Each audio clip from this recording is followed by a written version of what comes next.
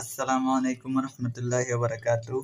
আজকে আমি আপনাদেরকে পালং শাক রান্না করার রেসিপি শিখাবো। আপনারা দেখতে থাকেন।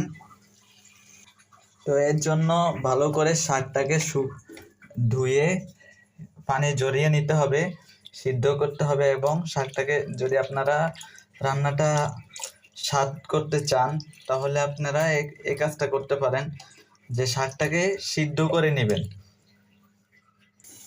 ভালো করে শাকটাকে ধুয়ে ময়লা দূর করতে হবে। প্রচুর পরিমাণ ময়লা অনেক সময় এগুলা পাতায় আটকে থাকে, তো আপনারা ভালো করে শাকটা ধুবেন, তাহলে আপনাদের রান্নাটা সুস্বাদু হবে খাবারটা। তো শাকের সাথে মাছ দেব আমি। তো তার জন্য আমি একটু পরিমাণ লবণ দিব, এক চামচ পর্যন্ত আমি একটু লবণ দিলাম। তো একটু পরিমাণ হলুদ দিলাম, পরিমাণ মতন হলুদ দিলাম। তারপরে আমি একটু মরিচ দিব, পরিমাণ মতন মরিচ এবং হলুদ গুঁড়ো দিলাম।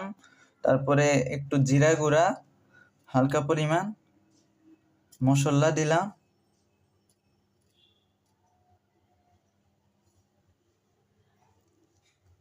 এক চামচ পরিমাণ তেল দিলাম হালকাভাবে। তারপরে আপনারা এটাকে 5 মিনিটের জন্য রেখে দিবেন যাতে মশলাটা মাছের সাথে মিশে যায়। তো আমি এখানে কড়াইতে হালকা পরিমাণ তেল দিলাম, মাছটা আমি ভেজে নেব, তাহলে খাবারটা খেতে অনেক জোস হবে। তো দেখতে পাচ্ছেন আমি এখানে তেল দিলাম। তো আমি চুলোটা জ্বালিয়ে দিব, একটু হালকাভাবে যে তাপ দেব। আমি এটা মাছের সাথে একেবারে মিক্স করে দেব।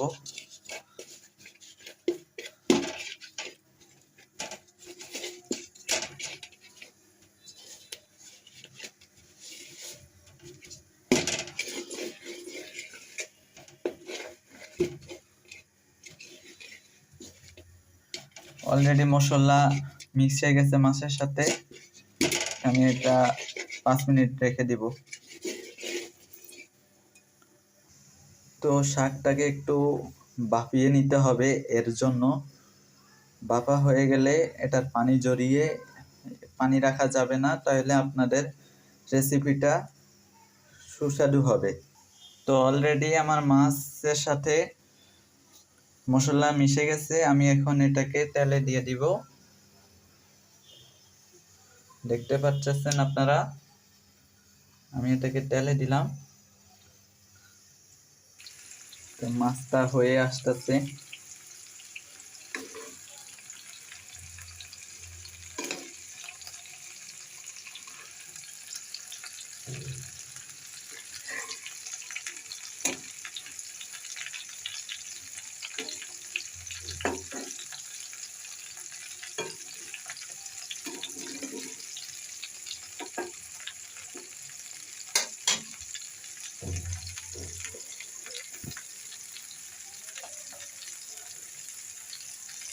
দেখতে পাচ্ছেন মাছটা হইতেছে আপনারা।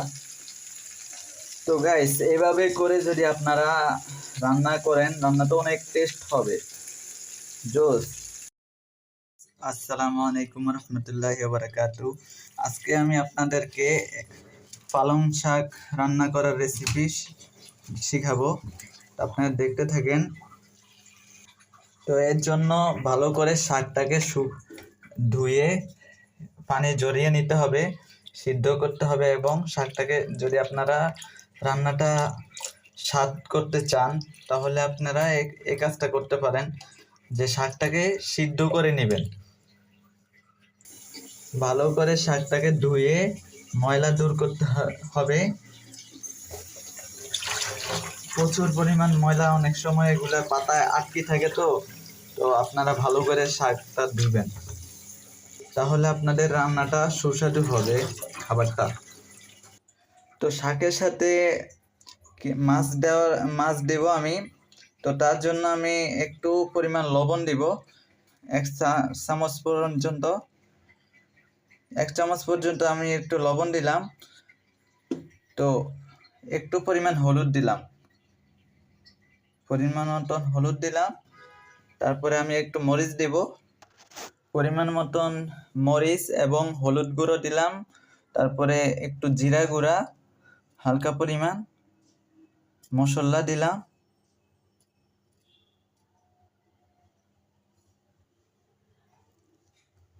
এক চামচ পরিমাণ তেল দিলাম হালকা।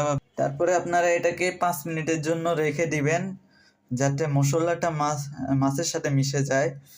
তো আমি এখানে কড়াইতে হালকা পরিমাণ তেল দিলাম, মাছটা আমি ভেজে নেব, তাহলে খাবারটা খেতে অনেক জোস হবে। তো দেখতেই পাচ্ছেন আমি এখানে তেল দিলাম। তো আমি চুলোটা জ্বালিয়ে দিব, একটু হালকাভাবে যে তাপ দেব। আমি এটা মাছের সাথে একেবারে মিক্স করে দেব।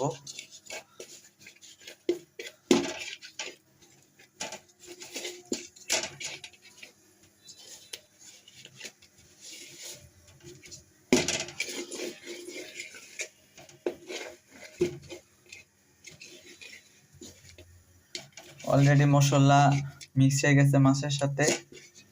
আমি এটা 5 মিনিট রেখে দিব।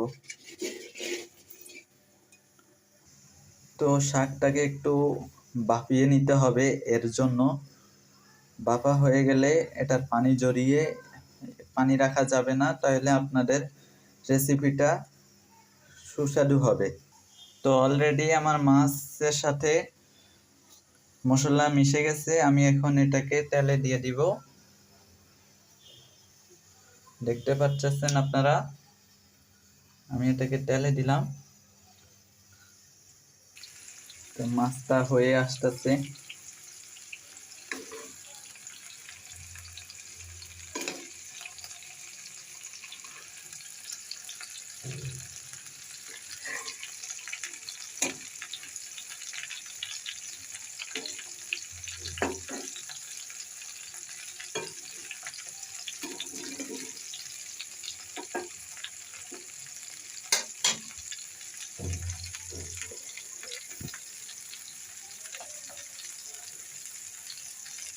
দেখতে পাচ্ছেন মাছটা হইতেছে আপনারা।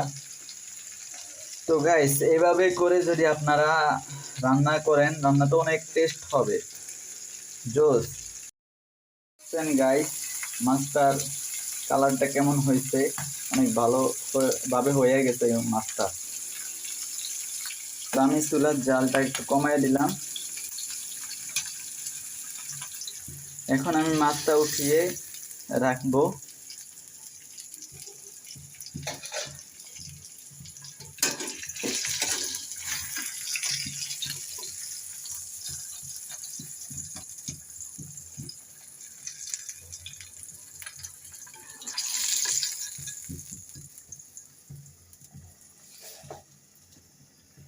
তো এর মধ্যে আমি কিছু আবার ভালো হয়েছে। তো আপনারা যদি চান এই রান্নাটা নিজেরা করে বাসায় খেতে পারেন। তো গাইস, আমি এখানে আজ বিদায় নিচ্ছি। আমি এখন চুলো অফ করে দিব, তারপরে রান্না বান্না শেষে আমি খাবো। তো গাইস, আপনারা আমার পেজটা আরো নতুন নতুন ভিডিও পেতে আমাদের পেজটাকে ফলো দিয়ে রাখবেন, যাতে আপনাদেরকে নতুন কিছু উপহার দিতে পারি। তা আপনারা আমার জন্য দোয়া করবেন। ঠিক আছে গাইস, আসসালামু আলাইকুম রহমতুল্লাহি ওয়া বারাকাতুহু। তো আজকের মতন আমি এখানে বিদায় নিচ্ছি, আল্লাহ হাফেজ। দেখতে পাচ্ছেন খাবারটা হয়ে গেছে অনেক।